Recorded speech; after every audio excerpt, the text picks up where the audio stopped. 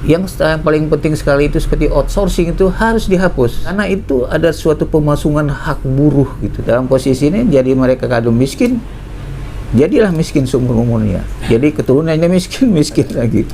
Gimana kita mau sejahtera? Sebenarnya buruh itu hanya sedikit sebenarnya yang dia minta. Sekolah gratis, ya, rumah sakit gratis, nah, kalau bisa perumahan yang murah. Dewan Buruh mempunyai suatu analisa tersendiri. Kalau Prabowo memang jujur mensejarahkan buruh dengan bukti awal gitu tuh ya, kita dukung. Perlu suatu pembuktian pada Prabowo. Kita lihat action yang pertama.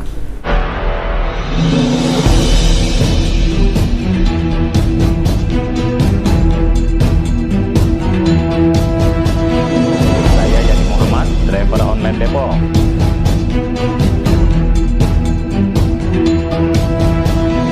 Ya, di dalam May Day ini sebenarnya ada dualisme ya.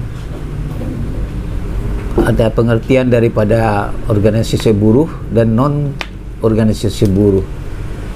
Jadi di dalam buruh itu sebenarnya semua terlibat, apa dia masuk dalam organisasi buruh atau tidak. Tapi namanya kesejahteraan buruh itu ya termasuk buruh, tani, nelayan, tukang asongan, pegawai toko, dan lain-lain. Nah, itu sebenarnya kita harus lindungi. Soalnya kalau kita hanya berjuang dengan organisasi, ya hanya satu arah, yaitu mensejahterakan anggotanya, yang mungkin hanya berapa persen dalam ini. Nah, sekarang ada dualisme ya. Sebenarnya kita yakin dan kita perlu bantu artinya Prabowo ini, tapi di dalam dualisme ini sebenarnya hanya satu tuntutan, yaitu bagaimana mensejahterakan. Yang mensejahterakan itu kembali aja ke undang-undang yang asli seperti Undang-Undang 13 gitu tuh. Yang paling penting sekali itu seperti outsourcing itu harus dihapus. Kontrak kerja itu bagaimanapun harus, karena itu ada suatu pemasungan hak buruh gitu tuh. Bagaimana nggak dipasung ya? Kita kerja, masa depan kita itu terukur oleh kontrak. Misalnya 1 tahun kita disuruh kembali atau kontraknya habis panjang lagi.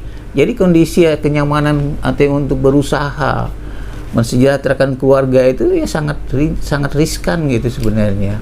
Nah, organisasi kita sekarang sebenarnya seperti warisan dari Serikat Buruh zaman Orde Baru ya. Itu sebenarnya terwarisi sekarang ini dan dipimpin oleh artinya aktivis-aktivis muda. Sedangkan kita ini sebenarnya dari aktivis yang memang kita terjun dari zamannya, ya kalau kita hidup di zaman Presiden Soekarno ya sampai sekarang, sebenarnya perjuangan itu hanya dinikmati segelintir. Tapi di dalam eranya Soeharto memang ada suatu peningkatan penghargaan terhadap buruh itu, tapi memang itu bersifatnya politis, tapi juga bagus. Karena ada ketenangan berusaha, ketenangan bekerja, dan lain sebagainya. Nah, di dalam May Day ini, makanya kita menegasikan, kenapa kita deklarasikan artinya Dewan Buruh Nasional. Maksudnya kita untuk mencakup seluruh warga negara Indonesia mempunyai kewajiban, mempunyai hak untuk hidup sejahtera. Jangan hanya sebagian saja. Contoh aja kalau di pabrik itu, apakah anak-anak misalnya buruh atau petani itu yang artinya tidak ada suatu pendidikan karena kemiskinan, apa bisa bekerja mereka? Tidak. Sedangkan yang mereka sudah bekerja pun sarjana, itu sebenarnya dalam satu perusahaan tuh hanya berapa sarjana yang diterima? Paling 2 atau 3. Nah, dari konsep seperti inilah kita berpikir perlu artinya suatu pemberdayaan, suatu undang-undang yang bersifatnya menyeluruh, bukan hanya seperti sopir kan, ojol segala itu perlu suatu perlindungan. Asongan, dia menciptakan lapangan kerja, kita hargain sebenarnya. Kenapa? Ya kita masukkan, kita rangkum dalam undang-undang tersendiri. Maksudnya suatu saat dia tidak bisa bekerja, ada suatu jaminan sekolah atau jaminan kesehatan gitu bagi mereka. Dan itu suatu keharusan mutlak. Jangan hanya buruh yang bekerja diberikan suatu fasilitas, sedangkan mereka itu memang pemerintah mengadakan BPJS ya. Tapi untuk kesejahteraan misalnya kelanjutan anak-anaknya untuk bersekolah, itu sebenarnya riskan untuk mereka jadi untuk menjadi sarjana, saya kira sulit untuk mereka itu. Maka dalam posisi ini jadi mereka kalau miskin, jadilah miskin seumur umurnya. Jadi keturunannya miskin lagi. Gimana kita mau sejahtera? Nah, dengan artinya pemerintahan dari orde lama ke orde baru, reformasi sekarang ini sebenarnya buruh bukannya diangkat derajat, malah artinya kita dilecehkan oleh pemerintah. Timbul outsourcing, bayangkan outsourcing itu kan itu kontrak, dipilih waktunya dan semuanya itu artinya ketentuan-ketentuan seperti upah segala ditentukan sepihak. Mau tanda tangan, kalau enggak kita ambil yang lain. Nah itu sebenarnya hal-hal seperti itu. Nah itu sebenarnya pesanan-pesanan orang kayak oligarki itu. Dia mau berusaha, tapi tolong undang-undang ini. Tapi kalau kita ada misalnya di situ organisasi buruh yang berkecimpung, ya seperti anggota DPR itu sebenarnya mereka itu pengusaha-pengusaha semua. Akan dibentuknya Dewan Kesejahteraan Buruh Nasional, terus ada Satgas PHK, dan akan menghapus outsourcing tadi. Saya kira itu kan hanya suatu janji politik aja sih sebenarnya. Ya memang kita di sini ada dualisme kelihatan kepemimpinan ya. Nah, kita sebenarnya di dalam hal ini seperti undang-undang perburuhan itu, kalau bisa itu diperlakukanlah undang-undang seperti yang lama, seperti undang-undang nomor 13. Karena jaminan suatu undang-undang itu seperti kalau suatu saat terjadi suatu pemutusan hubungan kerja, ya, itu harus mulai prosedur undang-undang. Ya, kalau seandainya suatu putusan hakim belum turun, ya, kedua belah pihak mempunyai hak yang sama.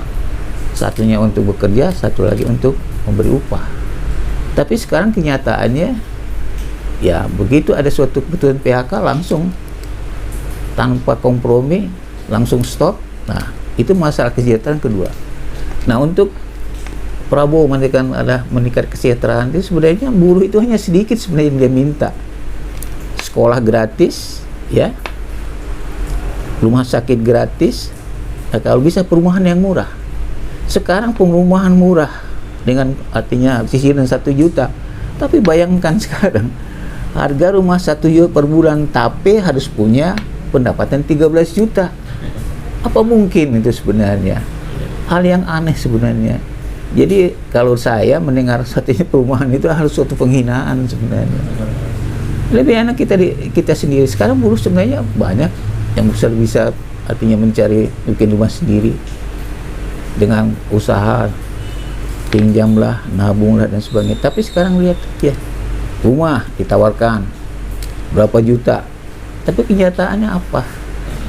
Nah sekarang masalah upah stagnan sekarang, harga terus naik, lapangan kerja terus menurun. Dan sekarang siapa yang akan berusaha di Indonesia? Ya contohnya ada, kalau kita berusaha di Indonesia kosnya lebih tinggi. Karena apa? Di situ banyak pungli, preman-preman, koruptor, preman itu semuanya ada. Yaitu termasuk misalnya adalah keamanan lah, adalah pajak diperingan lah. Itu semuanya itu menghancurkan usaha. Jadi biayanya lebih tinggi. Yang tadinya biayanya asli 1 juta, tapi biaya sebelumnya 10 juta. Bayangkan aja untung berapa perusahaan. Jadi kira-kira dengan apa yang dinarasikan oleh Prabowo dalam Mei Day kemarin, apakah nanti Dewan Buruh Nasional yang sudah dibentuk kemarin, apakah tetap mengawal atau bagaimana? Ya kita tiap lihat janjinya benar nggak. Dewan Buruh mempunyai suatu analisa tersendiri. Kalau Prabowo memang jujur mensejarahkan buruh dengan bukti awal gitu tuh ya, kita dukung. Itu suara-suara mereka yang di DPR itu makmur itu. Mereka nggak lihat di bawah itu siapa yang pakai sendal, makan garam, artinya yang dulu 1 liter, satu keluarga bisa 1,5 liter. Apa mereka tahu? Bayangkan aja seperti ini kita lihat pemberantasan korupsi hanya slide-nya aja. Itu lihat koruptor, tapi begitu lihat sehari udah hilang lagi, nggak ada berita. Apa kita bisa percaya? Apalagi kita lihat dengan artinya posisi wapresnya seperti itu, sebenarnya itu menghabiskan uang negara itu. Dulu kita sebagai buruh, kita hanya dimanfaatkan suara aja, mereka minta, mereka tipu. Sesudah mereka tinggalkan. Contohnya aja mereka undang-undang artinya perampasan aset aja, mana yang bisa bicara? Semuanya no. Ya semuanya yang membuatnya aja sendiri jadi berampok, yang mengesahkan juga jadi rampok. Gitu. Ya yang menimpannya orang rampok juga, tapi orang-orang yang jujur sebenarnya jadi miskin segala-galanya. Tapi biarpun miskin, kita mempunyai suatu kebahagiaan di sini bahwa kita masih ada dan dekat dan sangat berharga di mata Allah gitu. Itu aja. Jadi kita bagaimanapun juga perlu suatu pembuktian pada Prabowo. Kita lihat action yang pertama. Action pertama, hapus outsourcing. Itu tegas. Kontrak kerja hapus, nggak ada ML-ML lagi. Nah itu baru.